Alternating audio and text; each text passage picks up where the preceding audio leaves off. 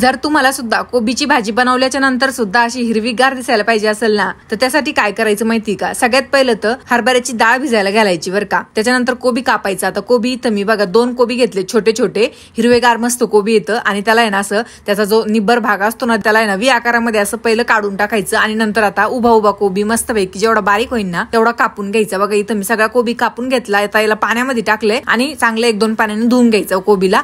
नंतर हिरवी मिरची टाकायची, कुटून घेणार. इथं मी तुम्ही मिक्सरच्या भांड्यामध्ये बारीक करून घेतली तरी चालते. हिरवी मिरची, लसूण आणि मीठ टाकले. मीठ टाकल्यामुळे ना मिरची पटकन बारीक होते. आबडधोबड्याला बारीक करून घेतलं. नंतर लगेच गॅसवर कढई ठेवली, त्याच्यामध्ये तेल टाकलं. तेल गरम झालं का त्याच्यामध्ये लगेच मोहरी टाकायची, जिरे टाकायची आणि बारीक करून घेतलेली मिरची लसूणचा ठेचा टाकून द्यायचा. थोडासा एखाद्या मिनिटाला परतून घ्यायचं. नंतर त्याच्यामध्ये थोडीशी हळद टाकायची.